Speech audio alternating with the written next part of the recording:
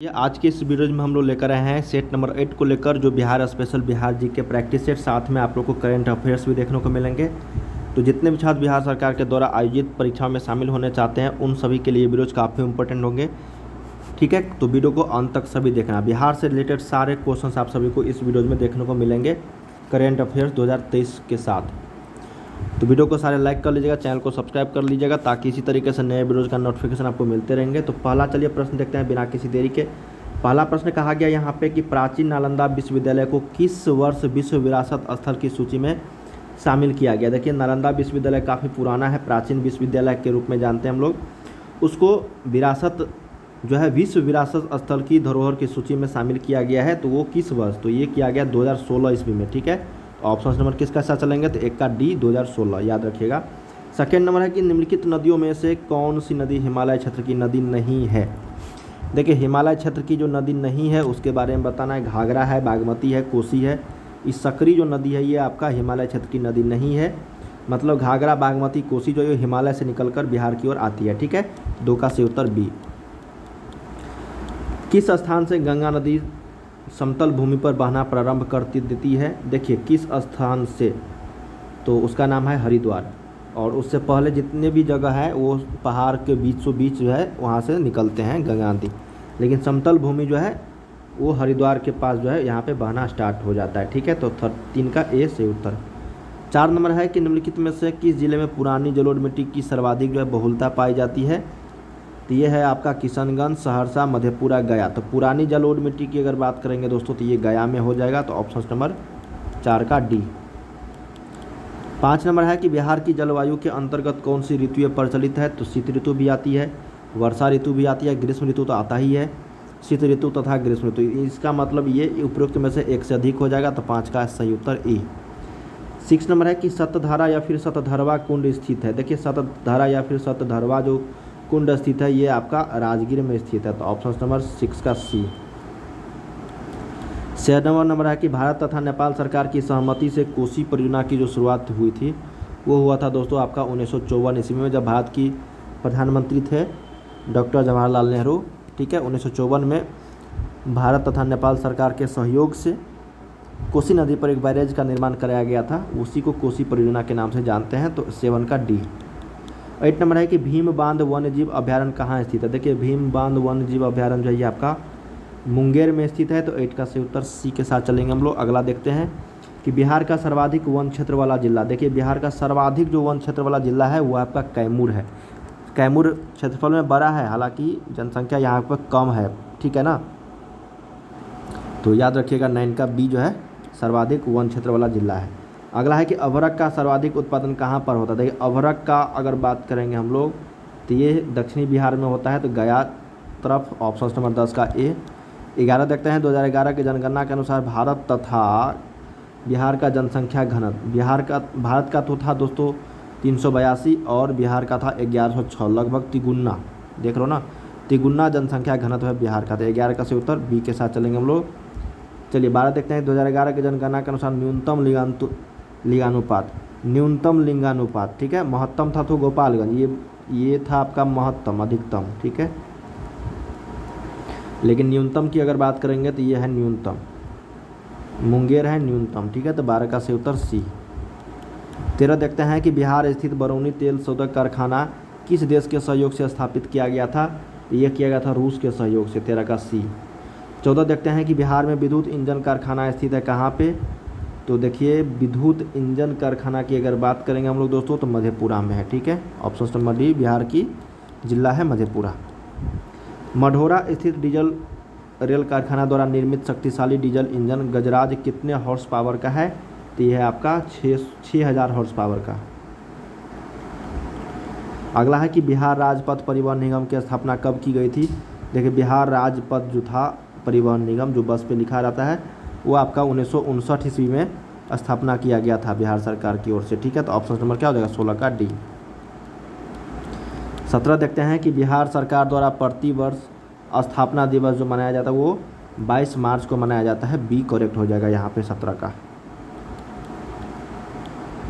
बिहार विधानसभा में अनुसूचित जनजाति के लिए आरक्षित सीटों की संख्या। देखिए, अनुसूचित जनजाति की बात कर रहा है, ठीक है ना, अनुसूचित जाति नहीं, जनजाति के लिए अगर बात करेंगे दोस्तों तो ये हो जाएगा 2 सीट जो है इसके लिए आरक्षित है।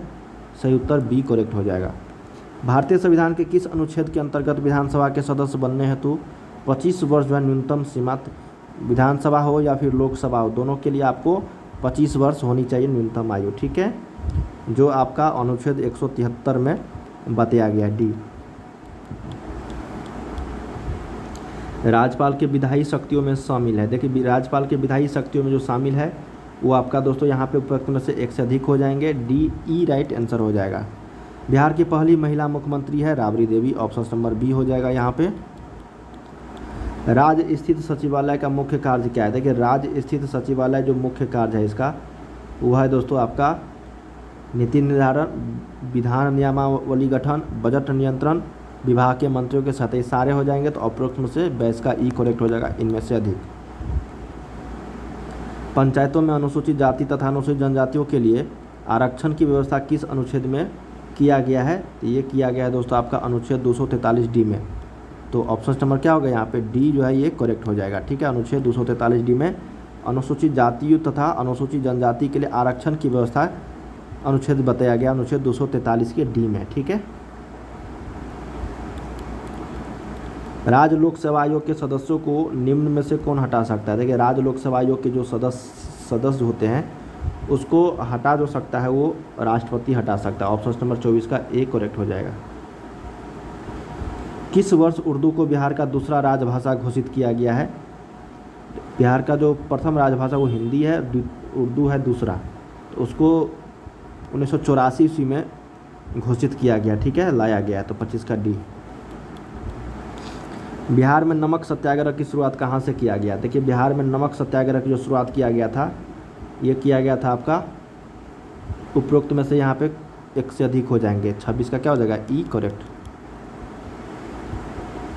किस क्षेत्र से राहुल सांकृत्यान 1920 के असहयोग आंदोलन में सक्रिय थे, तो 27 का सही उत्तर ए छपरा। राहुल सांकृत्यान जो थे 1920 के असहयोग आंदोलन में सक्रिय थे छपरा से।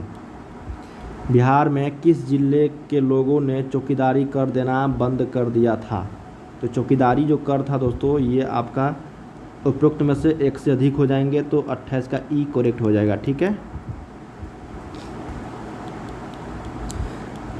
बिहार में द्वैध शासन प्रारंभ होने के बाद बिहार के गवर्नर जो है कौन बने थे, तो इसका नाम था दोस्तों आपका डॉक्टर सत्येंद्र प्रसाद सिन्हा, क्या नाम था, डॉक्टर सत्येंद्र प्रसाद सिन्हा। अगला प्रश्न है यहाँ पे कि 1937 के बिहार विधानसभा चुनाव के फलस्वरूप सरकार गठन के समय बिहार के राज्यपाल कौन थे, तो बिहार के जो राज्यपाल थे उस समय में वो एमजी हैलेट थे, कौन थे, एमजी हैलेट। बिहार में व्यक्तिगत सत्याग्रह के दूसरे सत्याग्रही कौन थे, Anugrah Narayan Singh, option number B. Bharat छोड़ो आंदोलन के समय 11 अगस्त 1942 को पटना सचिवालय गोलीकांड में मरने वाले छात्रों की संख्या 7 था, 7, बी ऑप्शन सही उत्तर हो जाएगा 32 का। किस आंदोलन के समय बिहार में आज़ाद दस्ता सक्रिय रहा, तो ये हुआ था दोस्तों आपका भारत छोड़ो आंदोलन के समय, 33 का डी करेक्ट हो जाएगी। निम्नलिखित में से किसने बिहार छात्र परिषद का गठन किया था, तो बिहार छात्र परिषद का जो गठन किया था उसका नाम था दोस्तों Rajendra Prasad, option number C. गो हत्या रोकने के लिए बिहार में गोरक्षणी सभा की स्थापना हुई थी, सही उत्तर हो जाएगा 1893 ईस्वी में। बिहार में नोनिया विद्रोह कब हुआ था, देखिए नोनिया विद्रोह की अगर बात करेंगे दोस्तों हम लोग तो 1770 से 1800 ईस्वी के बीच में नोनिया विद्रोह हुआ था। अगला देखते हैं कि निम्नलिखित में से कौन सा क्षेत्र फ्रांसीसी व्यापारियों का व्यापारिक केंद्र था, 37 का डी करेक्ट हो जाएगा चंद्रनगर, क्या हो जाएगा 37 का डी चंद्रनगर। अगला है कि किसके सूबेदारी काल में अंग्रेज यात्री बर्नियर पटना आया था, देखिए किसके सूबेदारी काल में जो है अंग्रेज यात्री बर्नियर पटना आया था, उसका नाम था दोस्तों दाऊद खां, क्या नाम था दाऊद खां, 38 का ए। 39 देखते हैं यहाँ पे कि निम्नलिखित में से कौन जो है शेरशाह का उत्तराधिकारी बना था, तो शेरशाह का उत्तराधिकारी की अगर बात करेंगे दोस्तों हम लोग तो ये था आपका इस्लाम शाह, क्या नाम था इस्लाम शाह, 39 का सी। 40 है कि 8वीं शताब्दी के मध्य मौखरी वंशीय शासन की समाप्ति के बाद किस वंशीय शासक की नींव बिहार में पड़ी थी? उसका नाम था पाल वंशी। क्या नाम था? पाल वंशी। 40 का ए। 41 था कि बंगाल के किस शासक के समय सिकंदर लोदी ने बंगाल एवं मुंगेर दोनों के बीच सीमा रेखा का निर्धारण किया था? अलाउद्दीन हुसैन शाह। 41 का ए यहाँ पे हो जाएगा। निम्नलिखित में से किस स्थान पर बख्तियार खिलजी के शव को दफनाया गया था? बिहार शरीफ में। ठीक है, बख्तियार खिलजी। निम्नलिखित में से किसके शासनकाल में चतुर्थ बौद्ध संगति का आयोजन किया गया था? तो वो था कनिष्क। ऑप्शन नंबर 43 का बी हो जाएगा यहाँ पे। कर्नाटक शासकों में कौन एक महान समाज सुधारक था? देखिए, महान समाज सुधारक जो था वो आपका यहाँ पे हो जाएगा हरि सिंह देव। नालंदा महाविहार को आर्थिक अनुदान देने वाला जो शासक था उसका नाम था दोस्तों आपका, उपरोक्त में से एक से अधिक हो जाएंगे, यहाँ पे ई करेक्ट हो जाएगा। मगध के परवर्ती गुप्त वंश का संस्थापक कौन थे? देखिए, मगध के परवर्ती गुप्त वंश का जो शासक था वो कृष्णगुप्त था। नालंदा विश्वविद्यालय का संस्थापक समुद्रगुप्त। क्या हो जाएगा यहाँ पे? कुमारगुप्त। क्या हो जाएगा? कुमारगुप्त नालंदा विश्वविद्यालय का संस्थापक। 47 का सी। 48 देखते हैं दोस्तों यहाँ पे कि मगध पर शासन करने वाले राजवंश का सही क्रम क्या है?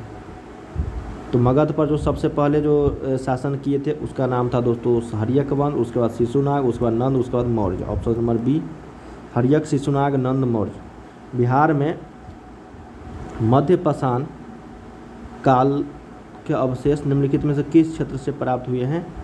मुंगेर से। अगला है यहाँ पे कि अंग एवं मगध महाजनपद का उल्लेख किस वेद में मिलता है? तो ये मिलता है आपका अर्थववेद में। ऑप्शन नंबर बी यहाँ पे हो जाएगा। ठीक है, तो आज के इस वीडियो में हम लोग 50 तक क्वेश्चंस कर लिए हैं। मिलते हैं हम लोग अगले वीडियो में।